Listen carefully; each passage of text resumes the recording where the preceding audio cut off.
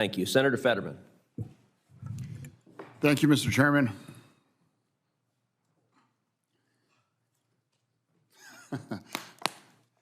Hello, everybody.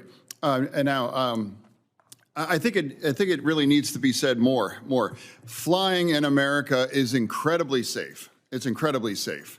I mean, and I think most of my colleagues, many of them, I spend maybe 46, 47 weeks out of 52 flying in that.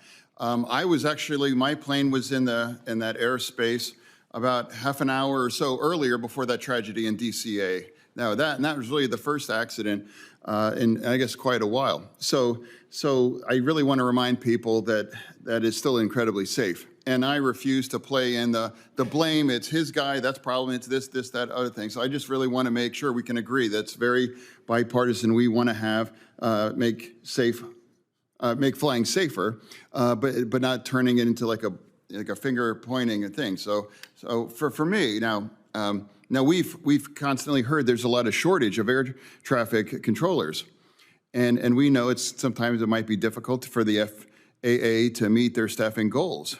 Now we have what I would describe the Harvard of air traffic control schools in Beaver County in my state, which plays a huge role in training the next generation of the air traffic controllers.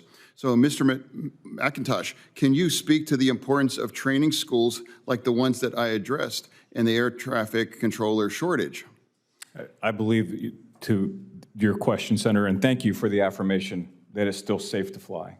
It is extremely safe to fly. Thank you for that.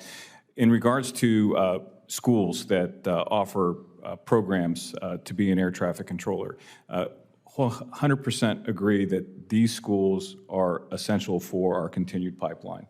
So whether it's a collegiate training initiative that you're speaking to or the enhanced collegiate training initiative, if this offers additional people into our training pipeline, that's pivotal for us to increase our candidate pool as well as ensuring that we have enough controllers.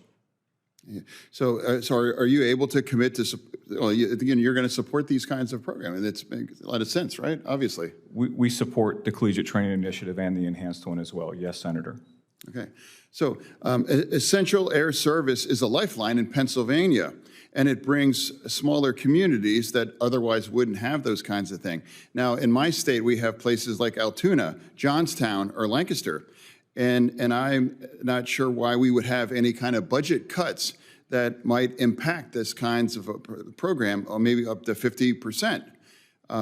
Mr. Hybeck, are we able to just make that point to the administration, just how important that is to make these very smart investments, in my opinion, into these small airports? Because again, ironically, it's not about politics, but all of those three communities that I referenced, all are in red counties. So that to me, flying should be safer, and it's bipartisan. So it's honestly, like, I think these kinds of investments are just smart, and that's economic development. And that, so if you address, but that might be possible for those cuts. Yes, Senator Fetterman, as a fellow Pennsylvanian, I share your interest in the small and rural airports in Pennsylvania.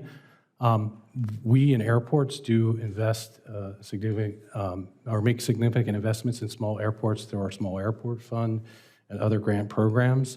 The Essential Air Service program is administered by the Department of Transportation, and I'm happy to take your message back to our colleagues. Oh, yeah, no. I mean, I had the pleasure of meeting with the head of the Lancaster Airport, and now it's like they really want to make these kinds of upgrades, and I fully support that. I grew up in York, so I know how close that area. That's an incredible amenity. So for me, it's not about. It's really just about serving all the Pennsylvanians and have access to air travel. So, but otherwise, no, thank you, and I see that back to the chair. Thank you all, both of you.